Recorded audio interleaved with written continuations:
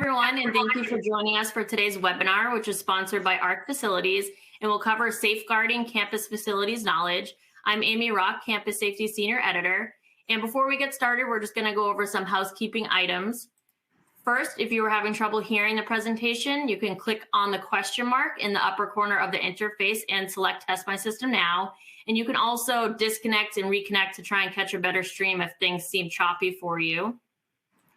We also want to encourage you to ask questions throughout the webcast because we're going to do a Q&A at the end with our presenter.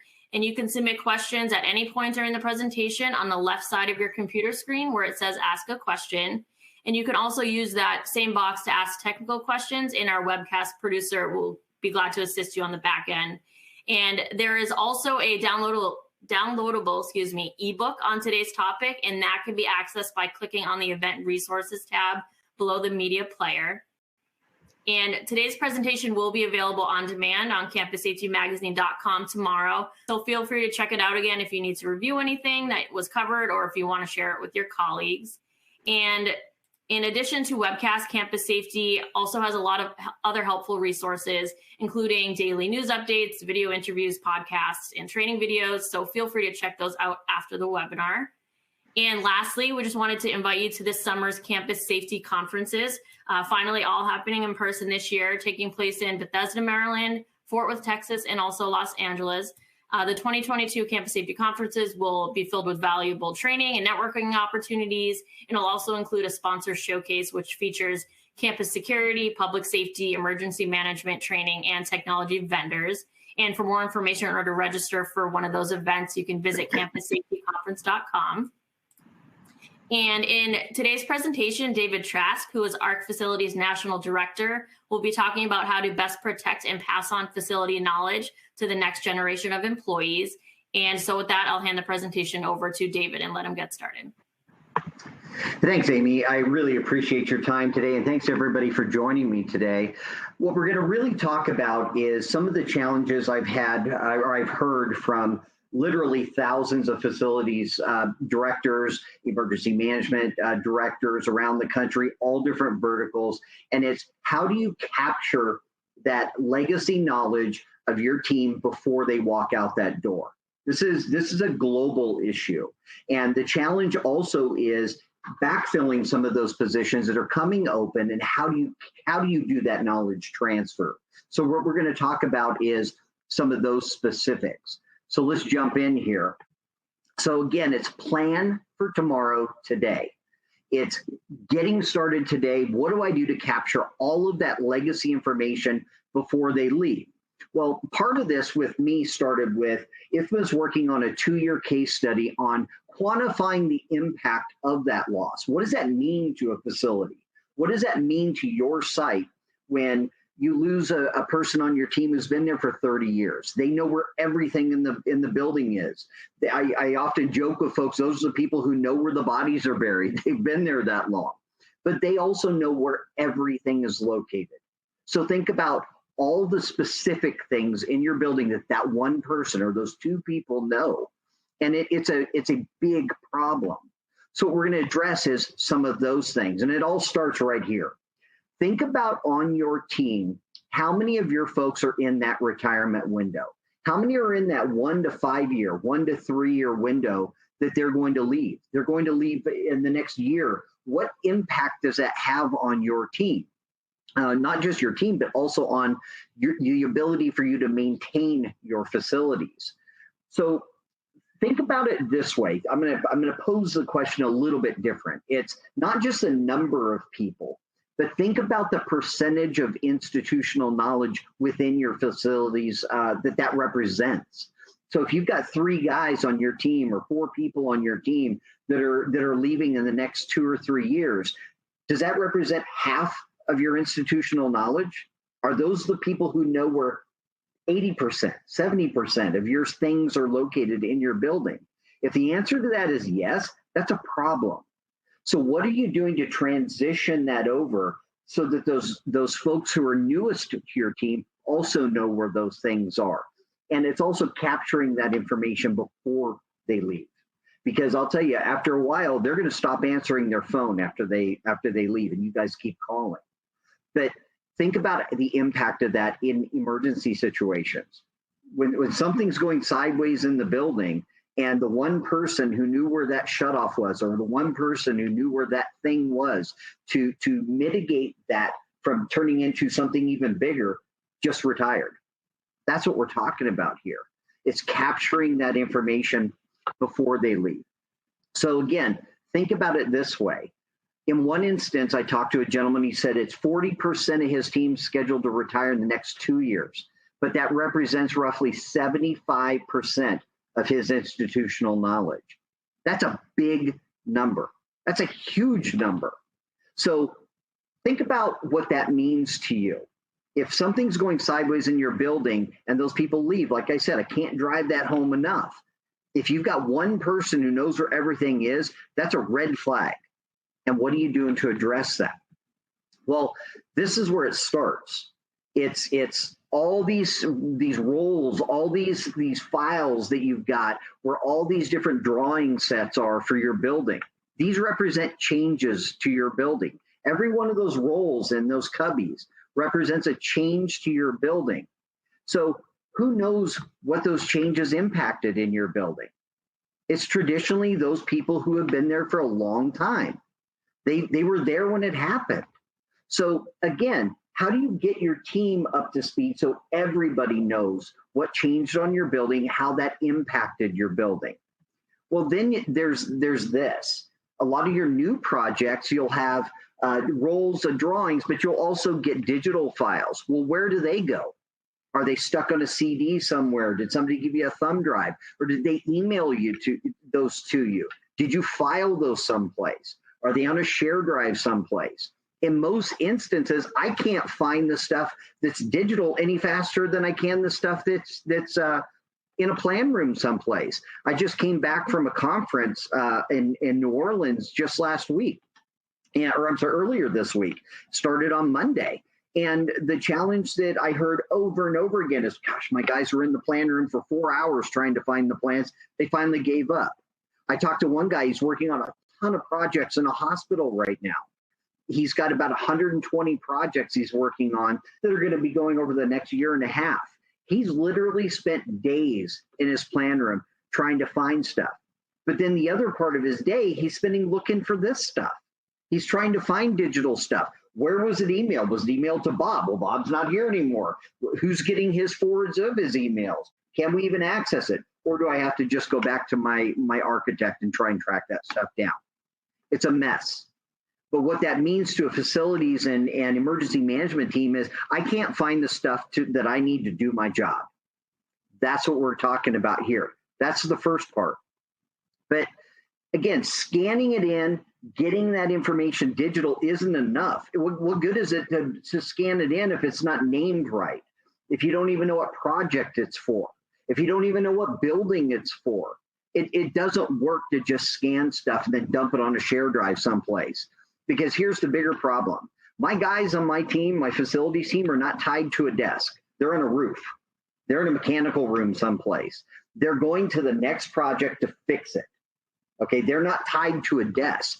So just scanning stuff and dumping it on a share drive doesn't help me. Well, imagine if something happens in the middle of the night and your phone rings at 2 o'clock in the morning. Can you access your share drive? And then how do you get that information in the hands of the person who's standing in the door of your building? You're at home. It's a problem. Scanning that's not the solution, is just getting it digital. It's what do you do with it? And then how do I access that information?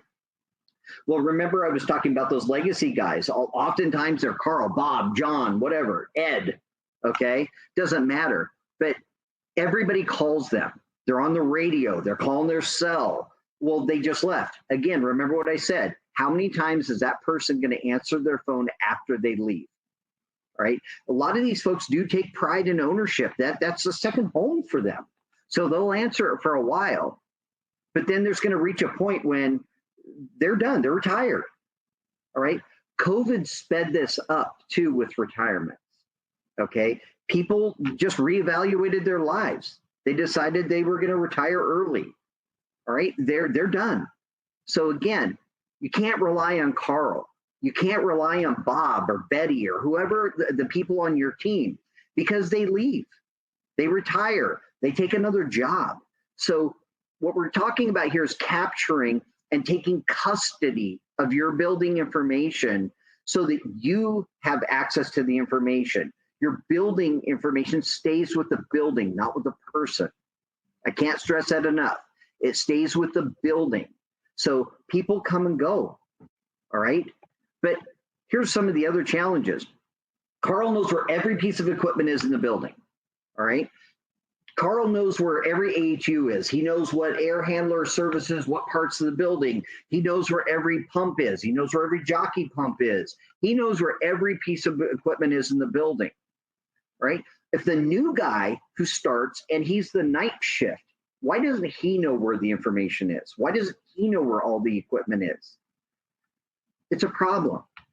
So how do you get that information and document where is that stuff? Where's it all located? I work with a lot of facilities, a lot of higher ed and K through 12 around the country.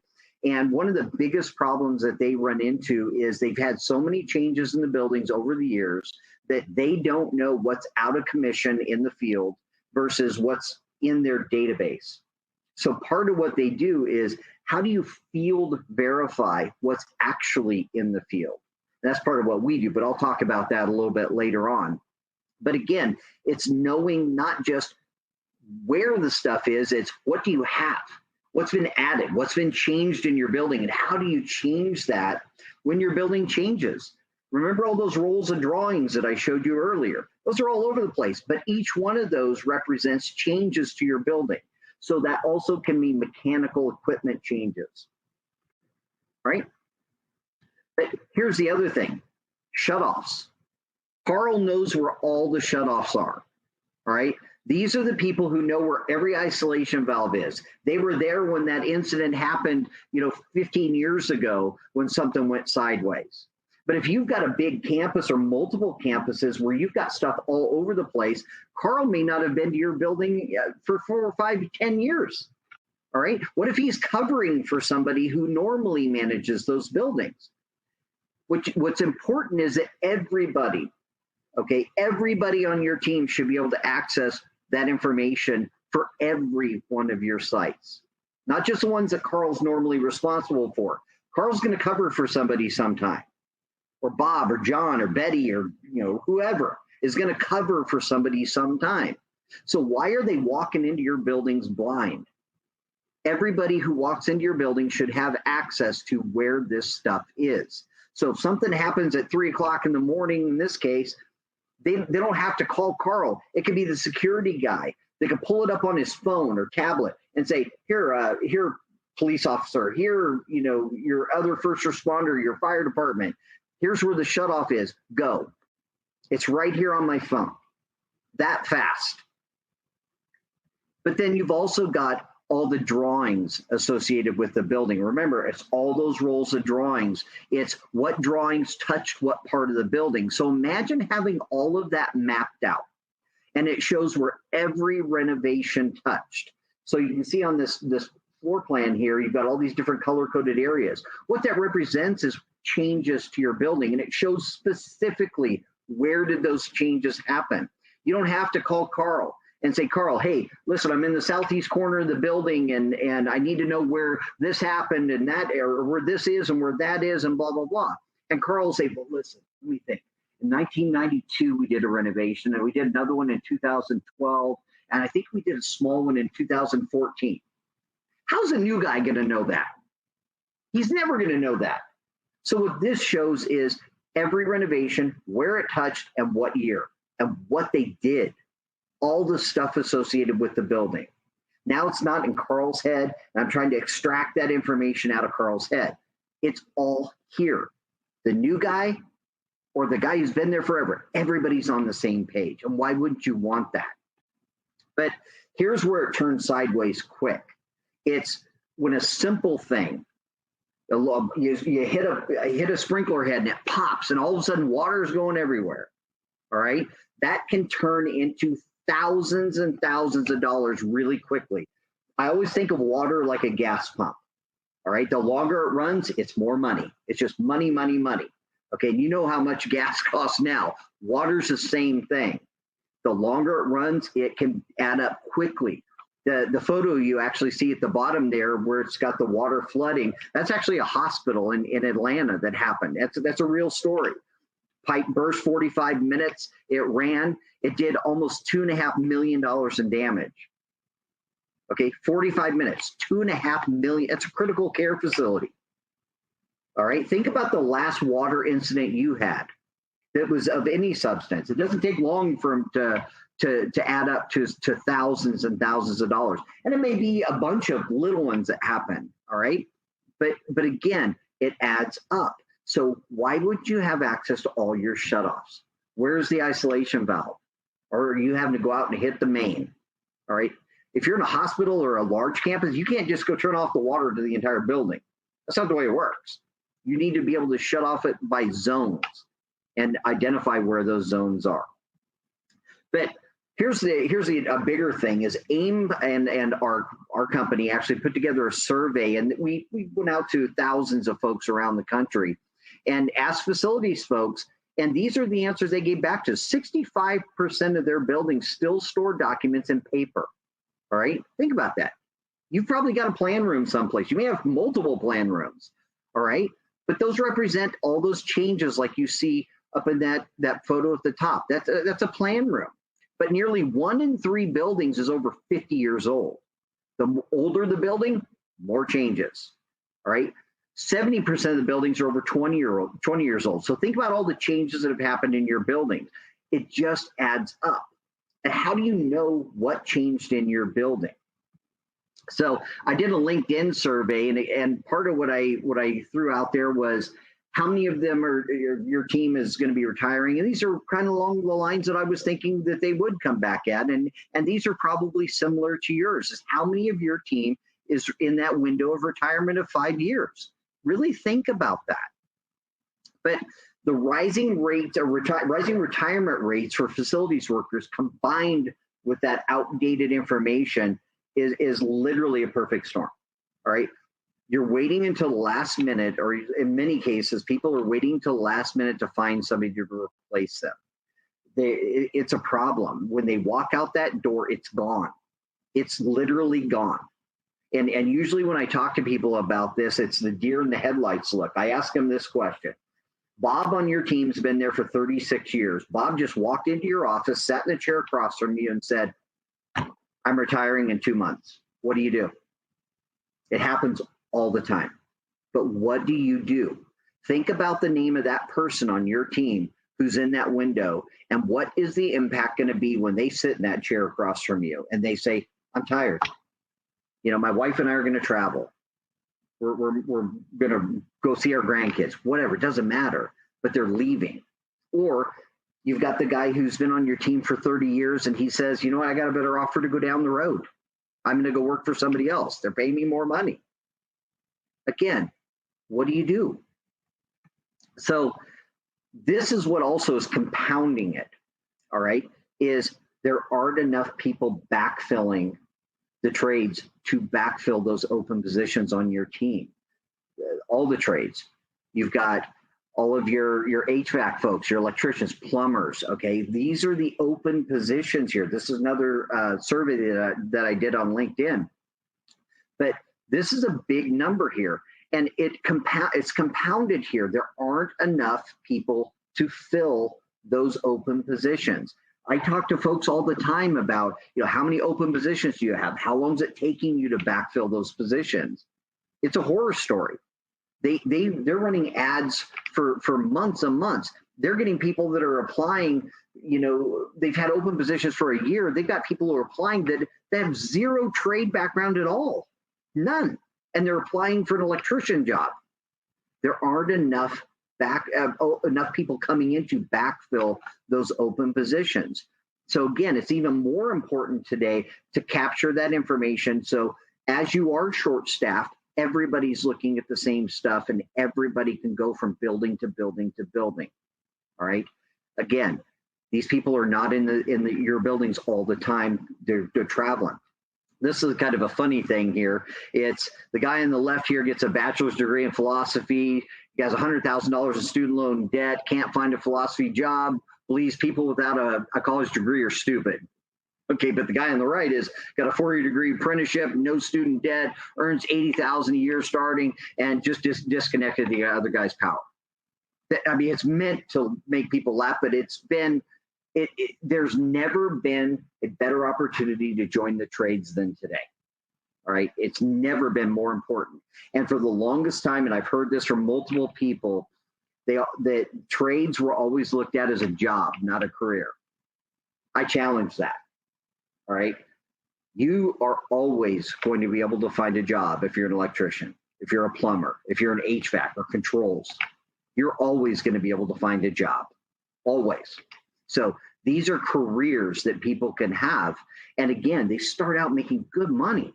Okay. Right out of college, and you're making good money. All right. But what are some of those resources to backfill? So what you can look at here is trade organizations. Really partner with trade organizations like an IFMA, ASHI, APA, any other local chapters.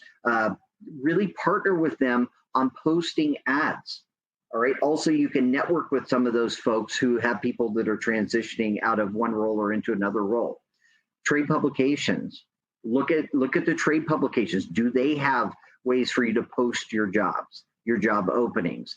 High school internship programs. I actually met with a school that it's a higher ed. They actually have every week, they have high school students coming into their school every week, and they shadow somebody for an hour, 2 hours, 3 hours to try to get them to encourage them to look at a career in trades.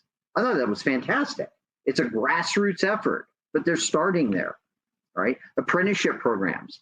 Are you partnering to pull in people to train them about your building? All right, train them processes in your building and then promote them up. Have you worked with any local trade schools, community colleges? Work with those in your backyard. Do they offer programs? Can you do a split program with them where they get credit for working with you guys too? Again, just get creative. But think about partnering with those local trade schools and community colleges to backfill some of those open positions. Also, if you're a union shop, have you partnered with your union? Are you partnering with other folks who also are part of the same union, other orgs that are also union that you can shove people around and train people from? They may work in your org for 3, 4, 5 months, or whatever, and then they go to another org. But then they're in this pool that you can now pull from, right? Partner with your unions. They are not your enemy. They can be a great resource, and they can also help with promoting the trades within, all right? Have you got any cooperative partnerships? Can you partner with other organizations in your backyard on an apprentice program, all right? I've heard that with hospitals partnering with local manufacturers or others outside of their industry to really work on an apprenticeship program to promote. And then again, it creates their own internal labor pool. Job fairs. Create job fairs, do a job fair, partner with other orgs that are doing job fairs. A lot of community colleges will do job fairs.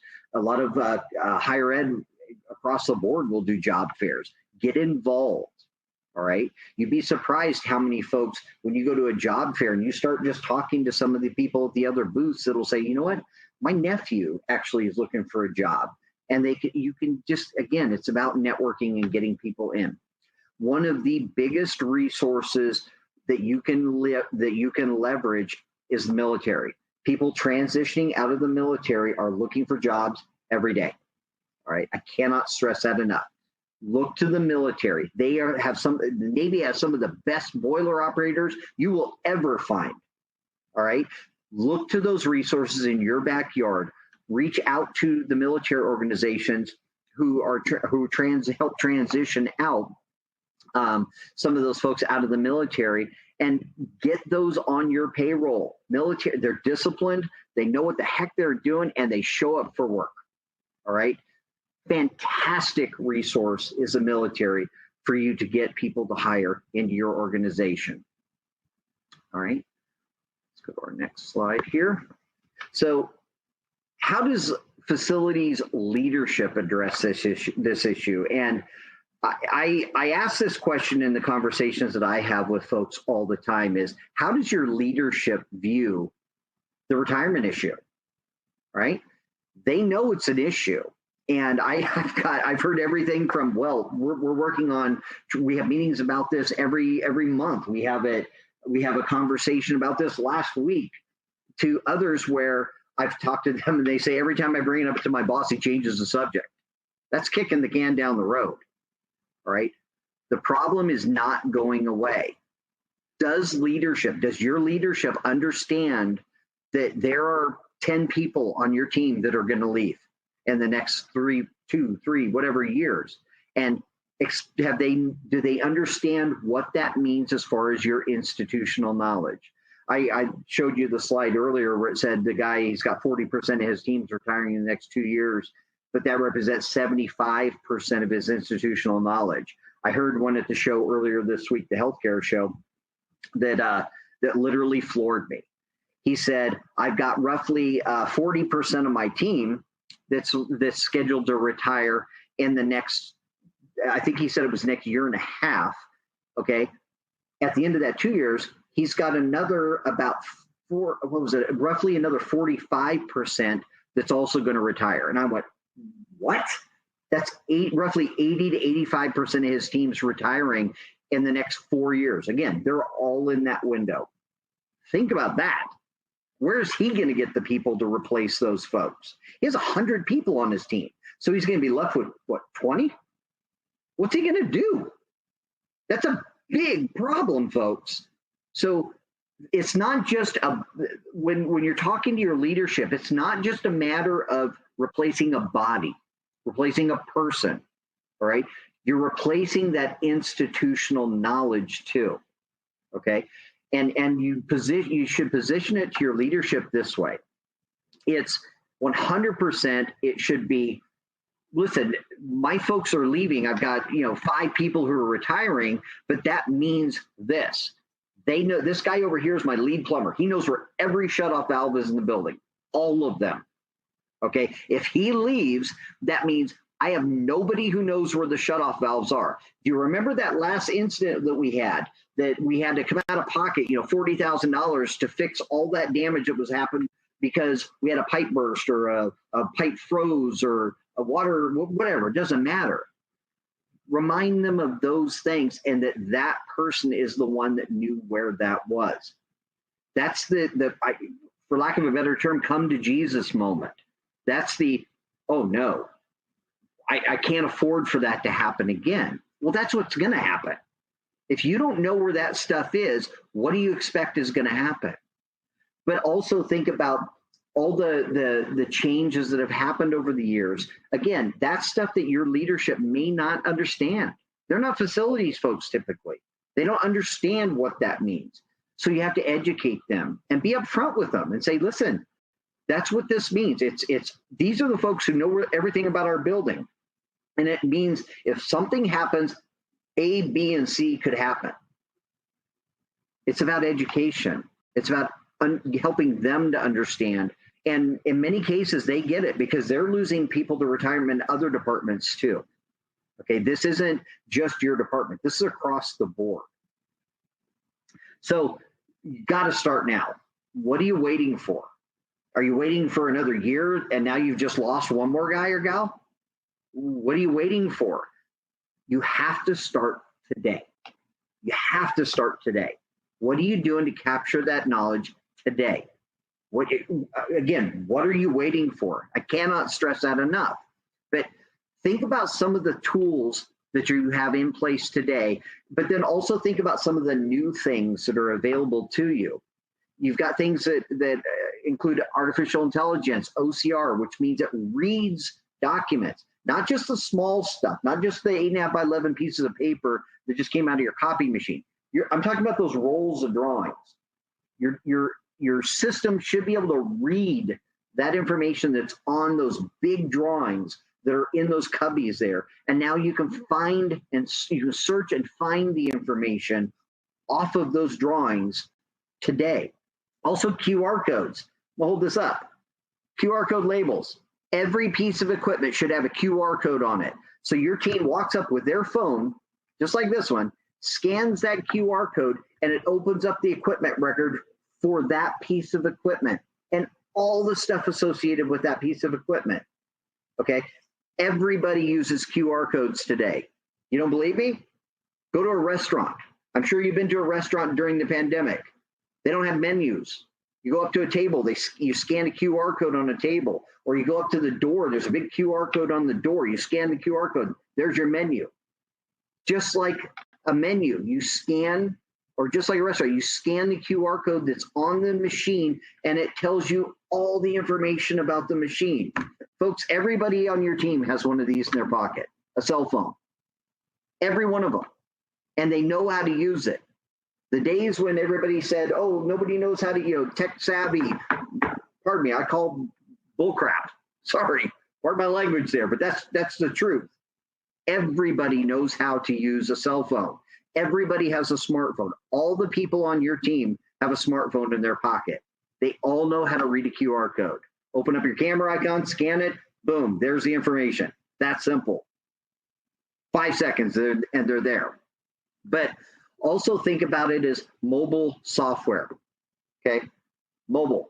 Everybody has one of these. Everybody uses apps on their phone. Everybody uses technology on their phones every single day. They're looking at Facebook, Twitter, news feeds. They're Googling how to get to someplace, using their maps or Waze to drive someplace or even order food. You can do the same thing with your facilities information. It's fast. But the last point there is the most important on this slide. Take custody of your building information. Take custody.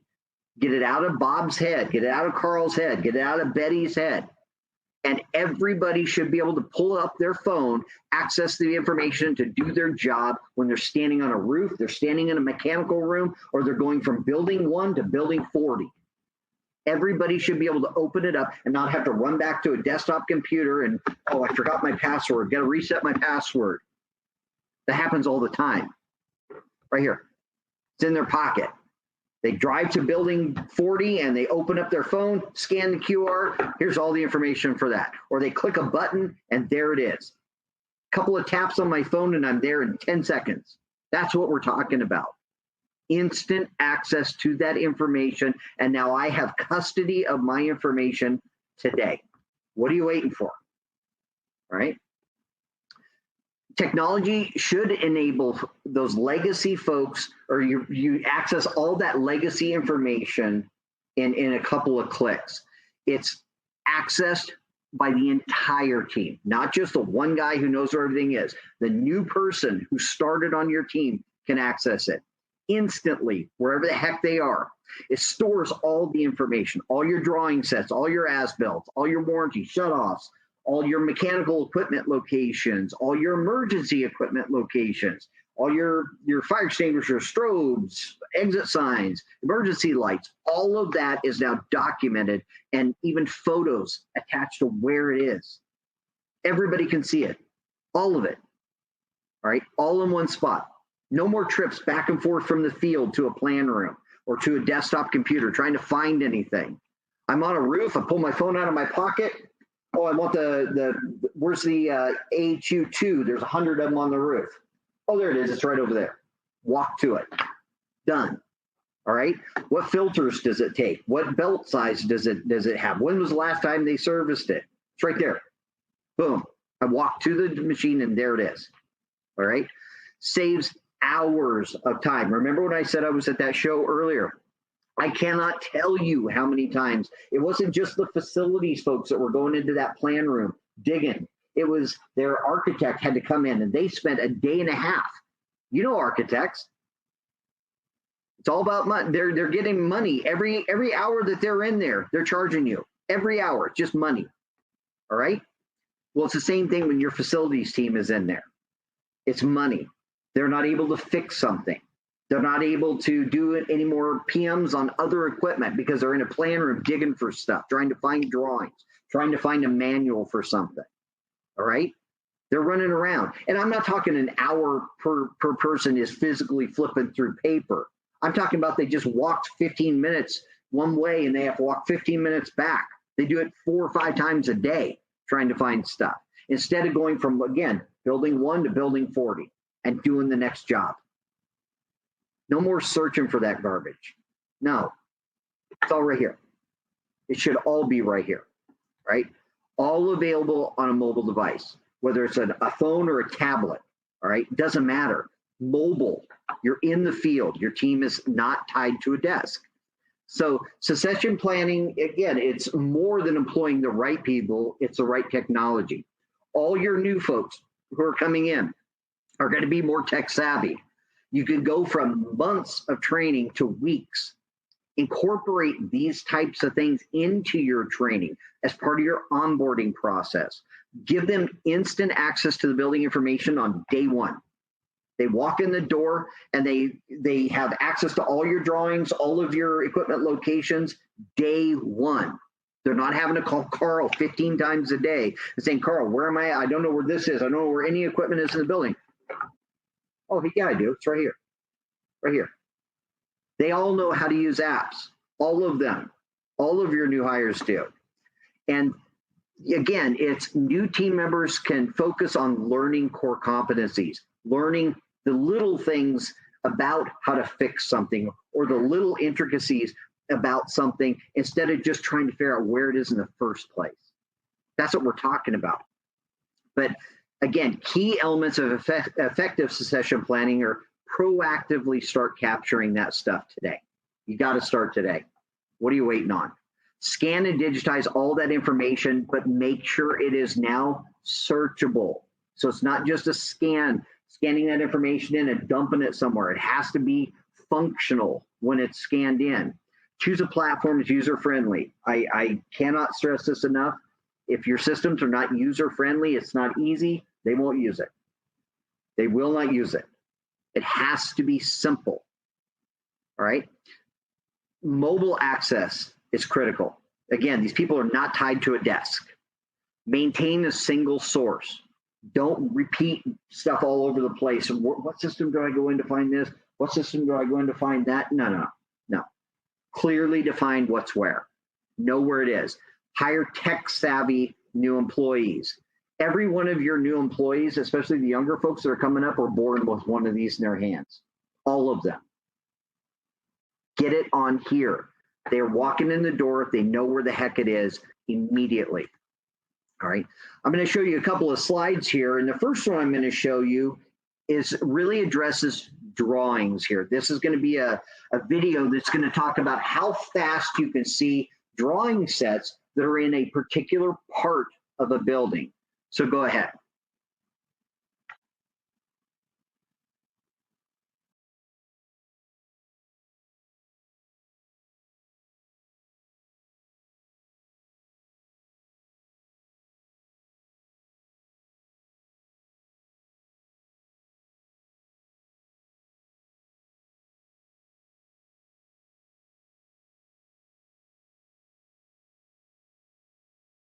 So what that just showed you is, again, I'm trying to find drawings for a part of the building, and I clicked on the building I was interested in. I got right down to the individual area I was looking for, and I could see the most recent drawing set in just a couple of seconds, and I'm there. That's your new person doing that. Think about that. That's not just Carl or Bob or Betty. That's the new person can do the same thing. Now let's look at how easy it is to get access to and view how to see information about a piece of equipment. And again, it's with regards to QR codes. Go ahead and play that video.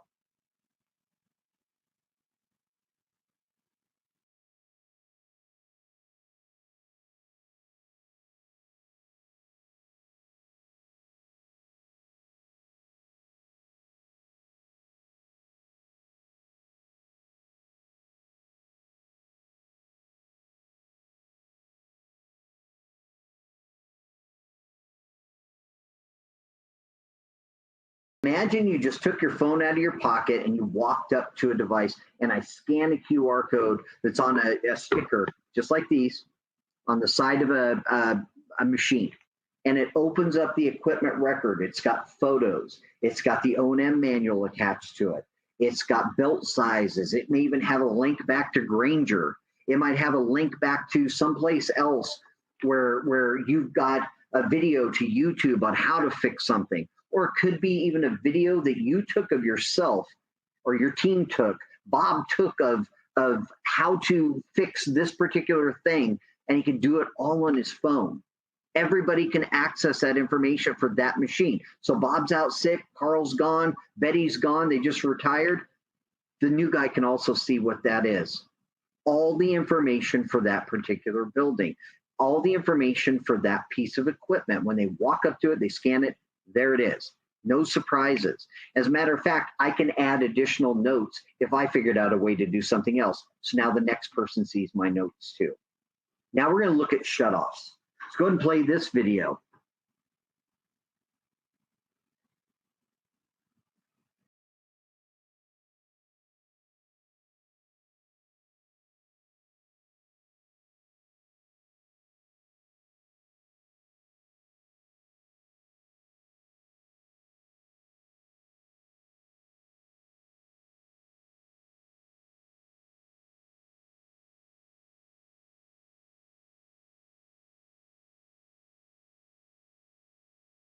Is how quickly I can find a shutoff in a building. But imagine that's even your isolation valves. So how many times do you walk down a hallway? I challenge you to do this. Just look up. Look at the blue dots, the yellow dots, the red dots on your ceiling grid as you walk down the hallway. What are those? I ask that to everybody. My head, I'm always, when I'm walking through with a client, I look up and I'm looking to see what blue dots, red dots, yellow, whatever dots they are on the ceiling grid. And I'll ask them, what's that? I don't know. I think it's probably water. What's that shut off? I don't know. Have you ever popped that ceiling tile? No. How long have you been here? 22 years? Who put that dot up there? I don't know. Probably Carl. Carl retired. Did you ever meet Carl? Oh, yeah, he was here for about 6 months before I left. Your team doesn't know what that valve is. Why aren't you documenting that? And then you can also put in shut off. You can take photos of it. You could even record a video how to shut it off. You could also put a map in there showing what does that shut off, and put a description in there that says it shuts off rooms 1 through 20. You can put that all in the notes and hit save, and everybody on your team sees it. Again, it's capturing institutional knowledge of those people who know where that stuff is before they leave. All right. Again, these videos are to show you how quickly you can access something, but that's what we're talking about here. Is you have to capture that information so that your team all has access to that when it counts. So the path forward is take custody of your building information. A year from now, you'll wish you had started today. I cannot stress that enough. I hear that all the time. You know what? I knew that Carl was going to be retiring. I didn't know exactly when. He told me he was going to retire a year from now, but you know what? He just gave me his notice last week and he's leaving in 3 months. I can't even hire somebody in 3 months. So that knowledge just left and the new guy's gone. You know, the new guy just started, Carl's gone. Happens all the time. All right? Capture the information, take custody of your information today. The combination of retiring workforce and the talent shortage, again, it's a big problem today. The business that plans strategically and employ the right technology can not only attract and retain high quality employees, you'll keep them, and you'll keep them. It'll help you prepare for the next decade and beyond. Okay, let's jump in and ask some questions here. So please, Amy. All right. Thanks, David. It made me laugh when you said, I don't know, Carl. It's just very relatable for any industry when it comes to losing employees. So, yeah. All right. Let's see what questions we have. Carl's a real guy, by the way. The struggle's real. The struggle's real, right? All right. Let's see. Look at this question. I'm sure there are variables, but how long does it take to roll something like this out? Yeah, it really just depends on size of your facilities, you know, number of campuses, number of buildings. We traditionally, in our solution, it can vary. Obviously, there are different types of complexities of buildings too, but we're traditionally implementing inside of 90 days for an average size facility. Okay, great. Let's see. Next question. We are buried with a backlog of work orders and PMs. How much time is required from my team? Very little, very little. Our team actually comes on site and does all the site walks, does all the physical baseline mapping and getting everything in. We import in an export from your work order system, a CMMS traditionally, and then we field verify the equipment that's in the field. So we compare that to the list of equipment you have. We add any additional equipment that we find. So if we find additional jockey pumps, or we found that you've replaced some equipment, we actually have a way to export that out, and now you have a clean, solid list too. Okay. Question number 3. Have you seen much pushback from the older employees with getting them to help document these things? I haven't really. I think where we've seen the biggest shift, and this has been a fairly recent shift, is, again, remember I said at the beginning, it's kind of that pride of ownership. It's their second home, and I've seen most of those folks are happy to be able to share that knowledge, especially the short timers, so to speak, because they know that they're going to be left in a lurch if they don't, so to speak. So at the end of the day, I've really seen they've been very proactive in helping us. And as a matter of fact, the kind of the joke is when we're doing the site walk, and if one of those legacy guys is walking with us, where we find an electrical panel that they didn't even know was there. And it's like, I've worked in this building for, I can't tell you how many years, and I didn't even know that was there. How did you find it? I looked behind the door. It was there. It's little things like that. Or, you know what? I forgot we replaced that. Matter of fact, I completely forgot we replaced that. Gosh, that had to have been from the project from 85 or whatever. That's the type of conversations that we end up having, even for the guys who are a little, for lack of a better term, a little ornery. Those are the guys. Those are the guys that tend to do the little cold up front, but they loosen up really quickly when they realize that what we're doing is for the greater good. All right, thank you. And next question. I have 4 employees scheduled to retire in the next 6 months. How quickly can we start the process? See that phone number right there? Call me. We need to talk. But yeah, I mean, we can get started very quickly. I have a footprint nationwide. We have 150 offices in the U.S. We're in virtually every state. We can hit the ground running quickly. Okay. We have a couple more. Let's see. How would I use the app in the event of an emergency? Mm-hmm. You have the ability in the app to open up the documents and share those out with a first responder who's standing in the doorway. And I always use this example. One of my clients is a higher ed. It's a university down in Southern California. And he said, Dave, I had a pipe burst on one of my buildings. It was the middle of the night. It froze. It was the middle of the night. And my security guys were the only ones that were on site. He goes, I got that call, and he lives about 45 minutes from there.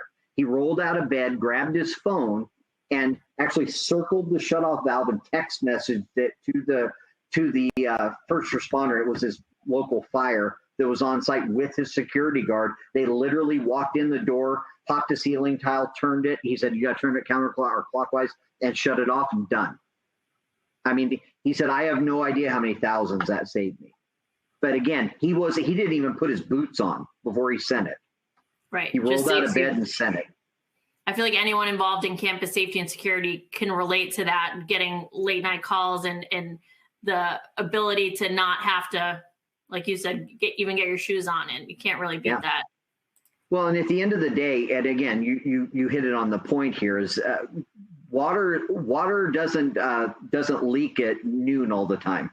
It leaks at 1 a.m, 11 o'clock at night. It happens. It just happens all the time. Gas fire, it all happens when you least expect it. The key is to be able to respond when it happens. And that's what this is all about.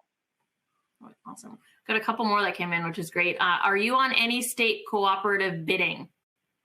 Yeah, we actually are on a GSA too. But yeah, we've got some different things. Reach out to me, and we'll definitely be happy to talk to you with that. I've got a lot of folks who are actually utilizing COVID funds still to pay for this solution too, because especially when you're doing mechanical equipment and things like that, that all is about air quality. Because again, you have to know where that equipment is. Also, safety obviously is a huge part of that. We've got clients that are using our system to even map out um, all their testing sites, all of their response areas, all of their just anything COVID related signage. They're mapping out where all that is, all of that type of stuff. And they're actually still leveraging COVID funds to pay for that kind of stuff. And bear with me, there's some more that are coming in, so I'm just Great. trying to organize them. Let's see. This is a question on how the process kind of works. You will help identify equipment and shutoffs relative to the maps. Our teams will be responsible for level of detail such as filters, belts, and so on related to the equipment, correct? Yeah, we set the baseline of stuff that we capture and get into the system.